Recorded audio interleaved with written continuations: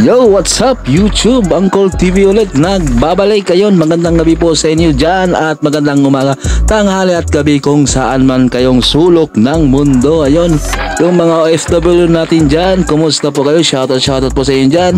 Sana po ay nasa mabuting kalagayan po kayo. Ayon, ang video na to hatid natin kay There's TV. Ilagay ko lang po sa description ng kanyang channel at pakibisita na lang at pakisubscribe na lang po ang kanyang channel. Ayun.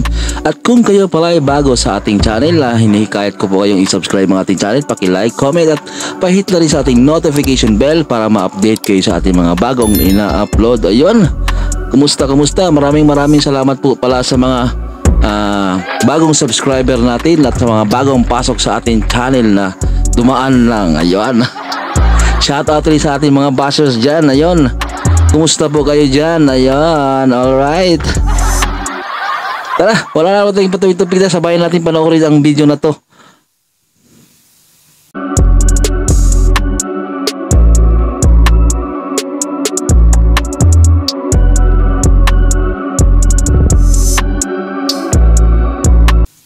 So eto na at simulan na po natin ang balitaan at unahin nating pag-usapan ng tungkol sa ganap kanina sa EAT.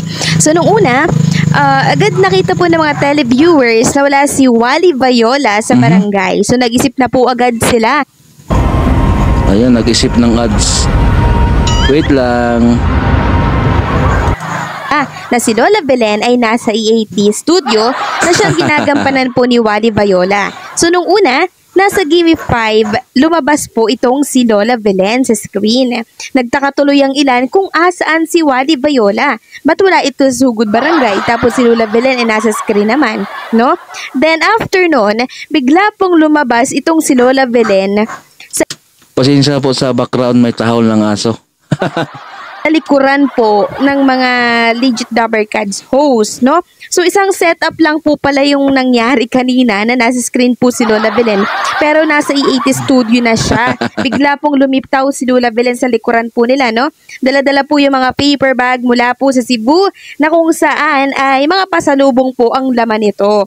So pinamigay po ito ni Lola Belen sa mga studio audience. Dahilan upang magkagulo at magfiesta po ang mga studio audience dahil nag-aagawan po sila sa mga pasalubong na pinamimigay po ni Lola Belen. So marami naging masaya sa pagdating po ni Lola Belen dahil hindi nila labis sa kalain na present ito sa EAT studio. Samantalang puntahan naman natin ang online viewers ng EAT, no? So sa YouTube pa lang po, pumalo na po agad ng 100 plus ang online views nila doon. Kasi sa TVJ na YouTube channel, merong 38K watching at sa TV5 Philippines na YouTube channel ay may 74K watching. So total of 112K viewers sa YouTube pa lang po yan at sa Facebook naman ay total of 20K na viewers. Combine na po yan sa TV5 at TVJ na Facebook page. So overall 132K online viewers meron ang EAT kanina. Samantalang sa Sabado naman po, marami ang nagtatanong kung sino daw ang gaganap kay Papa at Ethan na darating po sa Sabado, which is bukas. Araw po yan ng birthday ni Joey De Leon. Kailangan ko po bang i-memorize yan? Walang iba kundi po si Alan Kay yan. Yan ang hula po ng marami. Yan din ang hula ko. Kaya abangan natin ang matinding pasabog nila bukas dahil tinapatan po nila ang bagong show na papalit sa It's Showtime. Alam na kung anong show ang tututukan bukas. Walang iba kundi po ang EAT kaya maaga pa lang bukas. Gawin na po ang mga trabaho natin para tumutok sa EAT. Samantalang pag-usapan naman natin ang tungkol sa headline natin sa update na ito tungkol po sa namaalam na ngayong araw na siyang pinagluluksa po ng kalaban po ng TVJ. Kalaban nila dahil walang tigil ang mga panatiko ng show na to sa paghahanap ng butas para po sa EAT para ipabagsak ang EAT. Katunayan yan, trending po ngayon sa Twitter na ngayon ay X na po ang MTRCB. Sinisisi na naman po nila si Lala Soto at syempre ang MTRCB sa pangyayaring ito na 12-day suspension ng It's Showtime. Trending din po ang It's Showtime sa Twitter dahil marahil last day na po nila ngayong araw, Friday, October 13, 2023. Kasi bukas, bago na po ang mapapanood po ninyo na show, no? So marami pong nalungkot na madlang people ngayong araw dahil 12 days nilang hindi Lungkot. makikita at mapapanood ang It's Showtime. Kasi ang papalit muna simula bukas ay ang It's Your Lucky Day na pinagbibidahan po ng mga host na sila Luis Manzano, Melay Hontiveros, tama ba? Marami pa pong iba no, na mga kapamilya star. Nagpaalam na talaga ng tuluyan. Ayun. Natuluyan na ang nasuspinde. Ang mga kasama. Andyan din po si Andrea Brillantes ata. So sinisisi na naman ang EAT, lalo na po ang ilang Sisihan. kapamilya page. Sinisisi po nila ang EAT at si Lala Soto. Sabi po ng isang page, nabasa ko po ito kanina, maagang pamasko daw ang 12-day suspension ng MTRCB para daw sa EAT. So, EAT na naman po ang nakita nila at sinisisi sa pagkakasuspindi po nitong It's Showtime. Katulad na lang po ng post na ito, basahin po natin. So, itong page na to ng kapamilya ay yung nang maliit din po sa EAT. No? Kay Lola Belen, kay Ellen, dyan po sa Gibi 5. Itong page na to din po ang nag-post nito. Yung tinawag po na ang EAT daw ay cheap. No? Yan daw yung segment na chip. Yan daw yung show na chip, no? So, ang sabi niya, may bago na naman po siyang Grabe. post. So, ito yung nung na-screenshot ko po ay 46 minutes ago. So, sabi niya dito, happy birthday po from your EAT family, Lala Soto, #Dabarkads, #MTRCB. Ang aga daw po ng Christmas gift mo sa mga Dabarkads. Yun yung pagsuspindi mo sa mahigpit nilang kalaban na It's Showtime.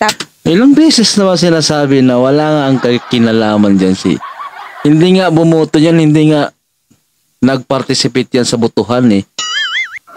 Nasa gitna yan. Napanood nyo ba yung mga latest upload natin dyan? Yan sinabi na nga ni Lala Soto na nasa gitna siya, hindi siya nag-participate yan. Yung nasa Senado sila.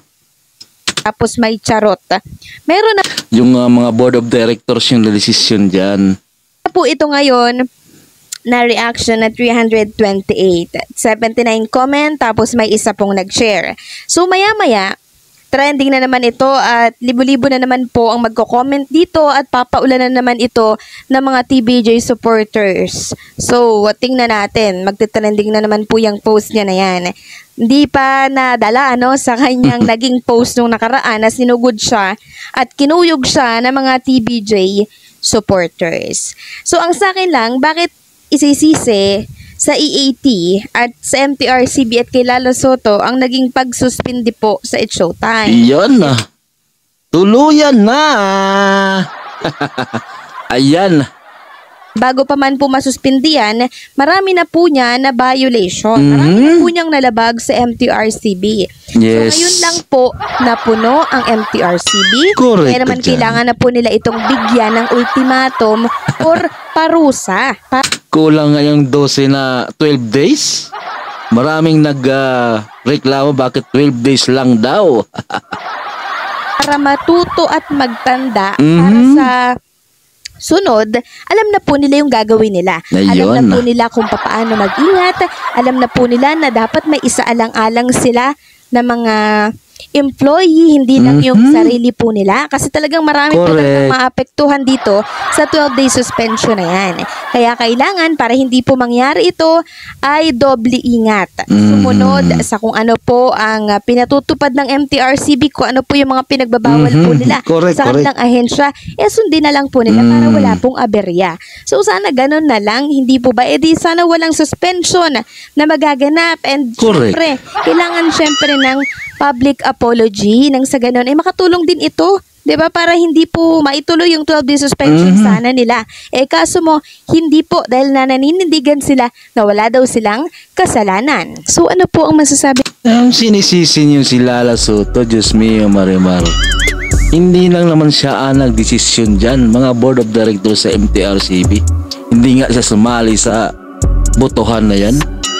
Yan, tuluyan na talagang nagpaalam. Ito pala yung nagpaalam, yung noon time show na It's Showtime. Ayun, tuluyan na, 12 days lang. Pero hindi sapat yan. Ayun na, kung kayo pala bago sa ating channel na iniimitahan ko po kayong subscribe mga ating channel, paka-like, comment at pahit na rin sa ating notification bell para ma-update kayo sa ating mga bagong in-upload. Ayun guys, sana may nakuha tayong chismis. Balita pala. Ayun, ingat po kayo lagi dyan. God bless and keep safe kung saan man kayo naroon. Bye-bye.